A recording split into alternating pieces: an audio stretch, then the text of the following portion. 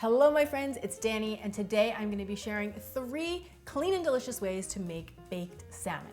I'm going to be showing you my lemon butter baked salmon, my honey Dijon baked salmon, and then last but not least, my maple baked salmon. So can I please get a big thumbs up from all my salmon lovers out there?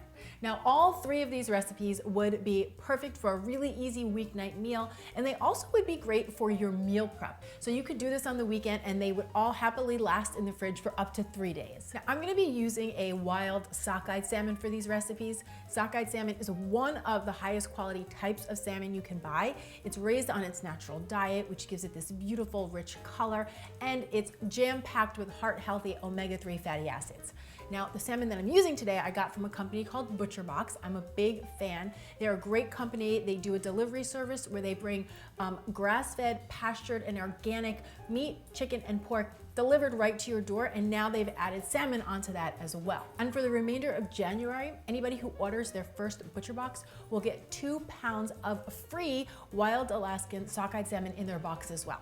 And if you've ever purchased sockeye salmon, you know that's a really good deal because it's a rather pricey. So if that interests you at all, I'm going to leave all of the information down in the description box below. Be sure to use that link and you can take advantage of that opportunity. So let's get started with the salmon. For all 3 of these recipes, I'll be using 12 ounces of salmon, so 2 6-ounce pieces, but you can easily skew these recipes up or down depending on how many mouths you need to feed. I've got my oven preheating to 350 degrees and I've lightly oiled a shallow baking dish as well. So that's all ready to go. So for our lemon butter baked salmon, into a small spouted cup, I'm combining 2 tablespoons of melted grass-fed butter, 1 tablespoon of fresh squeezed lemon juice, 4 cloves of crushed garlic, a tablespoon of chopped up dill, and then I have a pinch of salt and a pinch of black pepper. Gently whisk that all together, and then I'm just going to gently pour this right on top of the salmon.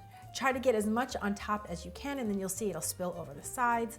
That is just perfect. Now, if you had time, you could let this sit on the counter for about 30 minutes, let the salmon come down to room temperature and let all of those flavors marinate a bit. But if you don't, that's fine too. Just go ahead and pop it right into your oven and let it cook for about 15 minutes. Now, remember, because sockeye salmon tends to be quite a bit leaner than farm-raised salmon, I always like to add a little bit of fat to the recipe, and it tends to cook up a little bit faster. So I find about 15 minutes is the sweet spot.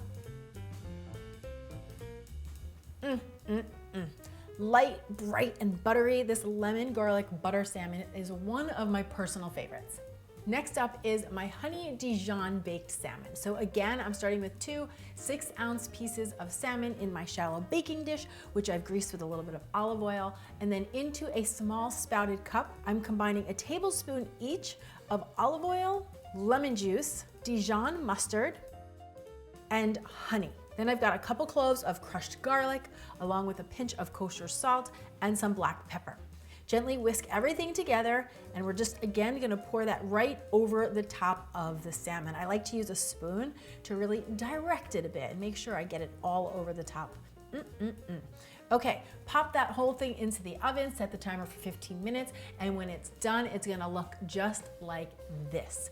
I personally love to serve this with a little bit of fresh parsley cut over the top and some lemon. Now for our 3rd and final salmon recipe, we've got the maple baked salmon. This one is so good because it's sweet and salty and savory all at the same time. So it's like a little party in your mouth. And I find that this flavor is very kid friendly. So I've got the same base setup, and then into my small spouted cup, I am combining 1 tablespoon of olive oil, 2 tablespoons of maple syrup, 2 tablespoons of low sodium soy sauce. You could also use tamari there if you wanted to avoid the gluten. And then I've got 2 cloves of minced garlic, a small pinch of salt, and some black pepper. Whisk that all together, and then y'all know the routine. Slowly pour this right over the top of your salmon. Into the oven it goes for 15 minutes, and when it's ready, you're gonna see it's got this beautiful glaze over the top, and it smells absolutely amazing. I think because of the sweet and savory combination, this one is especially kid-friendly, like I mentioned before, but I promise you that adults will enjoy it as well. All 3 of these salmon recipes would be delicious paired with your favorite green vegetable and maybe some brown rice or some quinoa, and they're also great if you wanna prep them ahead of time, put them into airtight containers, and then use them as Head Start ingredients throughout the week. And remember, if you have been thinking about upgrading the quality of your meat and you like salmon, this would be a perfect time to try ButcherBox, because they're including in everybody's first box 2 pounds of wild Alaskan salmon for free, which is worth about 40 bucks. So definitely worth checking out if that's something that interests you. I have all of the information down in the description box below. So now I want to hear from you. Are you a fan of salmon? And if yes, which of these 3 recipes do you think you'll try first? Please come down to the comments below and let me know. And if you haven't already, I would truly appreciate it if you would take a moment to subscribe, like, and share this video with anybody else you know who wants to make healthy eating easy. Thank you so much for watching. I'm Dani Spies, and I'll see you back here next time with some more clean and deliciousness. Cheers. Boop. Pop.